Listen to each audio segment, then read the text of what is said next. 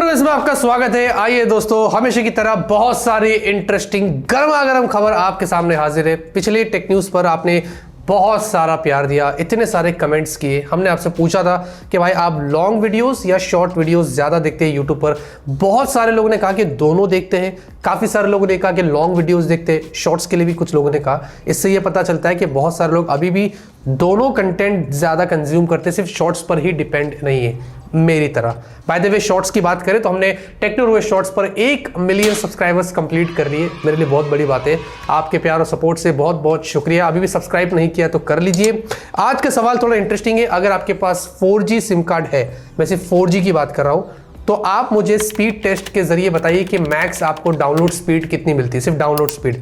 मेरे में Samsung S22 ultra में वोडाफोन का है, 20 Mbps मुझे मैक्स यहाँ पर डाउनलोड स्पीड मिली। आपका मुझे टेस्ट करके कमेंट में ना जरूर बताना, बड़ा मजा आएगा। सबसे ज्यादा जिसका रहेगा ना नेक्स्ट टेक न्यूज़ में, उसकी बात करेंगे। लाइक करिए। वैसे एक और चीज, हमने एक और इंटरेस्टिंग वीडियो डाल दिया था, ओल्ड फ्लैगशिप फोन्स को अगर 2022 या 23 में बाई करे तो कैसा रहेगा। वो फोन्स भी हमने परचेस किया था। जाइए उस वीडियो को देखिए, कार्ड मिलेगा, डिस्क्रिप्शन में लिंक भी आपको मिल जाएगी। फटाफट से आज की टेक न्यूज़ शुरू करते हैं।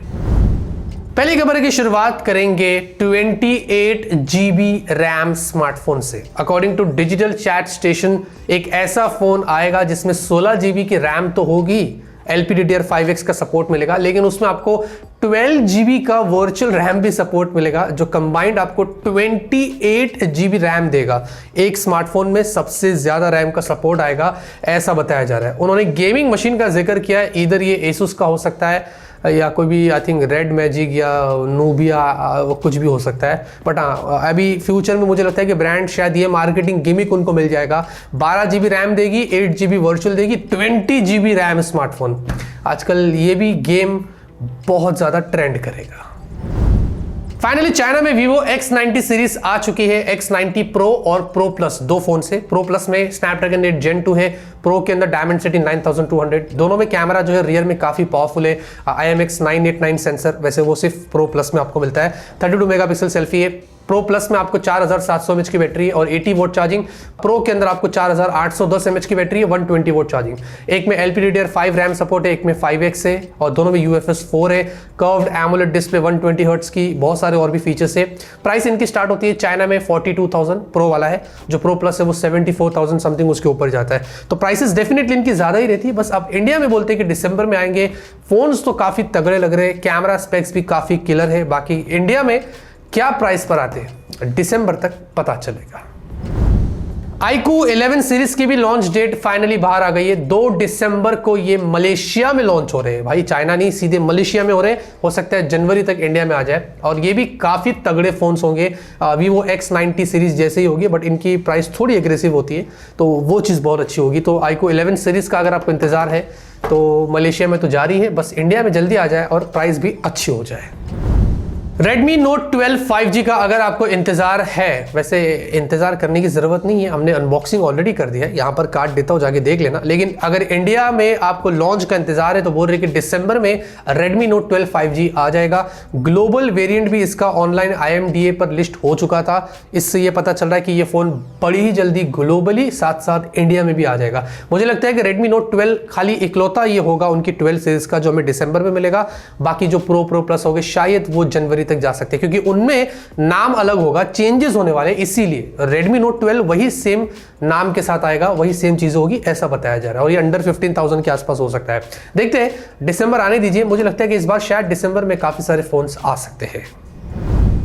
इंडिया में अगर फेक रिव्यूज की बात करते हैं तो फ्लिपकार्ट, Amazon और दूसरे ई-कॉमर्स प्लेटफॉर्म को रडार में लिया गया है, जहां पर गवर्नमेंट में बताया जा रहा है कि एक ऐसा ड्राफ्ट सबमिट कर रही है जिसमें अगर कोई भी प्रोडक्ट का फेक रिव्यू आता है तो उन पर पेनल्टी लगाई जाएगी, या उन सेलर को, जो भी कंपनी है, उनको बैन भी कर सकते हैं Amazon, फ्लिपकार्ट या कोई भी ई-कॉमर्स वेबसाइट पर सेल करने के लिए।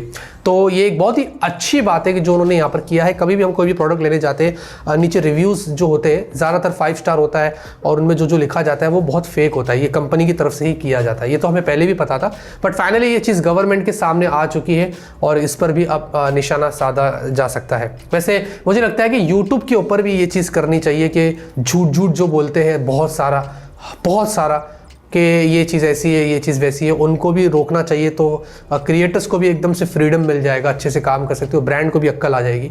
तो एक चीज़ मुझे लगता है यहाँ पर हर जगह होनी चाहिए, इंस्टाग्राम, ट्विटर, सब जगह। वैसे आपको क्या लगता है, कमेंट में ना ज़रूर बताना।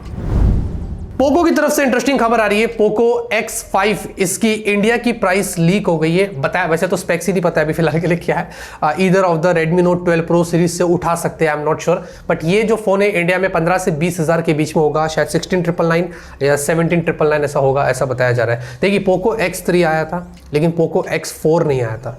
X3 Pro है, X4 Pro है, अब X5 Pro का कुछ ठिकाना नहीं, X5 की यहां पर बात हो रही है। इतना कंफ्यूजन ये लोग करते हैं ना कि कुछ समझता नहीं कि सांस कहां से ले। और iPhone 15 सीरीज को लेकर इस बार काफी बड़ा चेंज यहां पर हो सकता है। हाँ, वो 3 कैमरे में से एक कैमरा उठाकर वहां डाल दे वो अलग बात है, ये एप्पल कर सकता है। लेकिन उसके अलावा बोल रहा हूं, अक्सर एप्पल ज़्यादातर हमें फ्लैट बॉक्सी स्टाइल दिया है ना, फ्लैट एजेस होता है। इस बार वो शायद चेंज कर देगा। iPhone 5C एक टाइम पर आपको याद है एप्पल का फ़ोन आया था पहले का, तो थोड़ा सा बैक साइड कर्व्ड होती थी। आजकल एंड्रॉइड फोन्स में भी ज़्यादातर वही होता है। वैसे ही अब कर्व्ड बैक डिज़ाइन के साथ हमें iPhone 15 सीरीज देखने को मिल सकती है। तो वो जो फ्लैट बॉक्सी स्टाइल होगा ये शायद इस बार नहीं होगा। ये एप्पल ऐसा बोल रहा है कि कर सकता है। और ये जो इंटरनल लीक्स पहले भी आई है, अभी भी आ रही है, तो ज़्यादातर ये सच्ची होती है और हो सकता है क्या पता इस बार ऐसे हो जाए। लेकिन सबसे बड़ा चेंज मेरे लिए ये होगा कि Type-C पोर्ट आ जाए, पोर्ट्स ना निकाले, बस खाली Type-C पोर्ट आ जाए, ये अच्छा करेगा एप्पल। डील की बात करते हैं। अगर आपको लैपटॉप के लिए फोल्डेबल स्टैंड या फोल्डेबल टेबल चाहिए, क्योंकि लैपटॉप बहुत बार ऐसा होता है कि हम अपने घर में, मैं सिर्फ घर के लिए बोल रहा हूँ, बाहर लेके जाने की ज़रूरत नहीं है, तो यहाँ पर पैर पर इधर उधर जगह ढूंढते हैं कि कहाँ पर रख के यूज़ करें। तो ये टेबल काफ़ी अच्छा है, 2000 के नीचे आपको मिल जाएगा। अलग अलग एंगल में आप उसको एडजस्ट कर सकते हैं, फोल्ड करके रख भी सकते हैं। इनकेस ज़्यादा लैपटॉप का इस्तेमाल करते हैं, घर में कोई स्टैंड नहीं है, तो आप इसका इस्तेमाल कर सकते हैं। गेमिंग की बात करते हैं तो चाइना वाले ऐसा बता रहे कि गेमिंग को कर्व करने के लिए बच्चों पर अगर स्ट्रिक्ट रूल की बात करें तो हम सबसे ज़्यादा सक्सेसफुल है। हाउएवर चाइना अभी भी वर्ल्ड में सबसे बड़ी और लार्जेस्ट गेमिंग इंडस्ट्री है। उन्होंने ऐसा बताया कि 18 साल के नीचे जितने भी बच्चे हैं, हम उनको फ्राइडे, सैटरडे और संडे सिर्फ 8 से 9 के बीच में 1 घंटा ही गेम खेलने का मौका देते हैं। और इस वजह से ही हमने ऐसा कंट्रोल रखा है कि वहां पर ऐसा कोई एडिक्शन वाला सीन अभी सामने निकल कर नहीं आया है। 96% से ज़्यादा चाइना में लोग, ऐसा बताया जा रहा है कि गेमिंग में इन्वॉल्व है। अगर मैं यूथ की बात करता हूँ तो वहाँ पर इसीलिए गेमिंग इतना माना जाता है। तो देखते हैं, वैसे ही अगर इंडिया में भी कुछ कानून आए ताकि यहाँ पर भी अगर एडिक्शन कम हो तो अच्छा हो। क्या आपको पता है दोस्तों, वर्ल्ड की सबसे पहले कमर्शियल फ्लाइट कहाँ उड़ी थी, कितनी ज़्यादा उसकी ड्यूरेशन थी और कब हुई थी? 1913 में सेंट पीटर्सबर्ग से टैंपा, ये मैं अमेरिका की बात कर रहा हूँ, इनके बीच में उड़ी थी। और उसमें सिर्फ वहाँ का मेयर जो था वो बैठा हुआ था। फ्लाइट जो उड़ा रहा था उनका नाम था टोनी।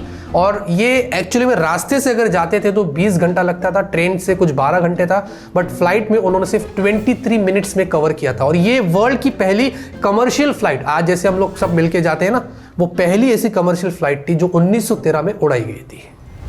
आज के न्यूज़ खत्म नहीं, आपको आज के पसंद आएगी, पसंद है लाइक करिए। तब तक के लिए ऑलवेज कीप स्माइलिंग।